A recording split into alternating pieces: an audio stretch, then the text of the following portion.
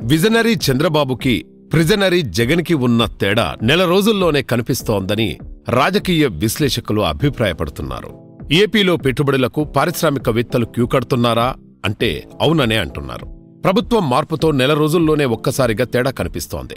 ఒకవైపు 75,000 కోట్లతో బీపీసీఎల్, 4,000 కోట్లతో విన్ఫాస్ట్ ఆరంభమే అదిరిందంటున్నారు. ఎంతో తీర ప్రాంతం ఉన్న ఏపీకి 1,00,000 కోట్ల పెట్టుబడికి చమురు సంస్థలు సిద్ధమయ్యాయంటే చంద్రబాబు ప్లానింగ్ ఎలా ఉందో అర్థం చేసుకోవచ్చంటున్నారు. సంక్షోభాలను అవకాశాలుగా మార్చుకోవడంలో బాబు రూటే సపరేట్ అని నిరూపిస్తున్నారు. 5 ఏళ్ల జగన్ పాలనలో దెబ్బతిన్న బ్రాండ్ ఇమేజ్ని తిరిగి గాడిన పెట్టే పనిలో తీరిక లేకుండా పనిచేస్తున్నారు. 5 ఏళ్లు జగన్ బ్యాచ్ వేధింపులతో ఆంధ్రప్రదేశ్ నుంచి తరలిపోయిన ఇండస్ట్రీలను అట్రాక్ట్ చేయడంలో బాబు అనుసరిస్తున్న వ్యూహం అందరి ప్రశంసలందుకుంటోంది. పెట్టుబడులే రాకుండా చేసిన జగన్ డ్యామేజ్ నుంచి పెట్టుబడుల గమ్యంగా ఏపీని మార్చడంలో చంద్రబాబు సక్సెస్ అవుతున్నారు. అధికారంలోకి వచ్చి సీఎంగా బాధ్యతలు స్వీకరించి ఇంకా నెల రోజులు కూడా కాలేదు. కానీ తన మార్కు పాలనతో అధికార వ్యవస్థను పరుగులు పెట్టిస్తున్నారు చంద్రబాబు. దాదాపు 75,000 కోట్ల పెట్టుబడులతో రాష్ట్రంలో ఆయిల్ రిఫైనరీ, పెట్రోకెమికల్ కాంప్లెక్స్ ఏర్పాటు చేసేందుకు దిగ్గజ ప్రభుత్వ రంగ సంస్థ భారత్ పెట్రోలియం కార్పొరేషన్ లిమిటెడ్ ముందుకు రావడంపై సర్వత్రా హర్షం వ్యక్తమవుతోంది.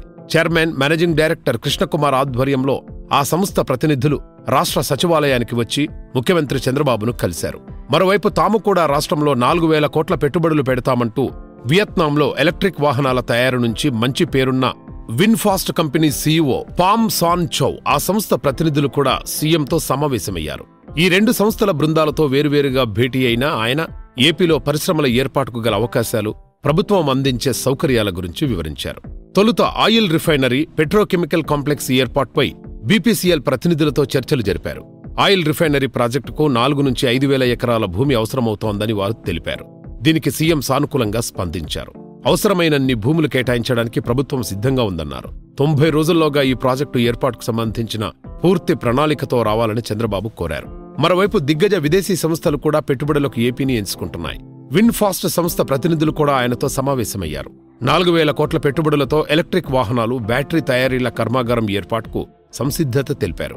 ఎవరికీ ఇబ్బంది లేని పద్ధతుల్లో సౌకర్యాలు కల్పించడానికి ప్రభుత్వం చర్యలు తీసుకుంటుందన్నారు చంద్రబాబు. విన్ఫాస్ట్ సీఈఓని ఎలక్ట్రిక్ వాహనాలు, బ్యాటరీ తయారీ కర్మాగారాన్ని ఏర్పాటు చేయాలని ఆహ్వానించినట్లు చంద్రబాబు తెలిపారు. రాబోయే రోజుల్లో ఈ 2 ప్రతిష్టాత్మక సంస్థలు ఏపీకి రావడం ఖాయంగా కనిపిస్తోంది. చంద్రబాబు విజన్తో రాబోయే రోజుల్లో 1,000 కోట్ల పెట్టుబడులతో లక్షలాది మంది స్థానిక యువతకు భారీగా ఉపాధి అవకాశాలు లభించే అవకాశం కనిపిస్తోంది.